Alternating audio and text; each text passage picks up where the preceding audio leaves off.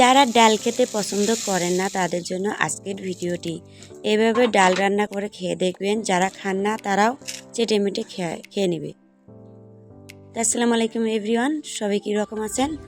আশা করি সবাই ভালো আছেন। সবাইকে জানাই আমার ভিডিও থেকে আন্তরিক ভালোবাসা। আমার আরও একটা ভিডিও দেখার জন্য সবাইকে আন্তরিক থেকে অনেক ভালোবাসা। আমি নিয়েছি যে আলু, পেঁয়াজ, মরিচ কাটা, টমেটো সব কিছু নিয়েছি, টুকটাকি সবজি। তারপর আমি মুসুর ডাল নিয়েছি 150 গ্রামের মতো। তো এগুলোর মধ্যে মশলা এড করে দেই। তা আমি মশলা অ্যাড করে নিয়েছি লবণ, জিরার গুঁড়া, রং গুঁড়া, তারপর 1 চামচ এখানে নিয়ে দেই সরষের তেল।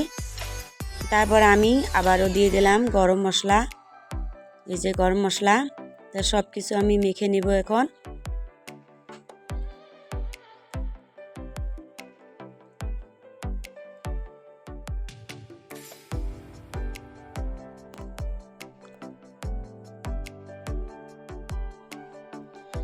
তো এইভাবে রান্না করে খেয়ে দেখবেন, অনেক ভালো লাগবে, অনেক টেস্টি হয়।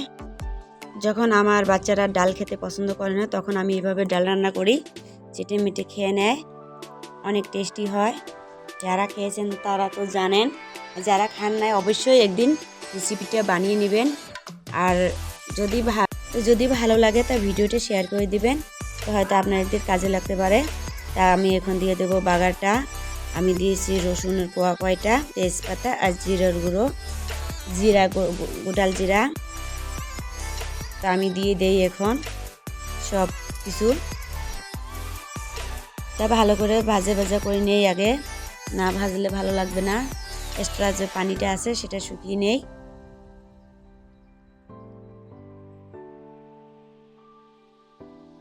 আমি অনেকক্ষণ ভাজার পর যে এই পর্যায়ে এসে গেলো, যে পানি নাই, এই যে তেল দেখেন কীরকম করছে, তার মানে জানেন পানি সব শুকিয়ে গেছে।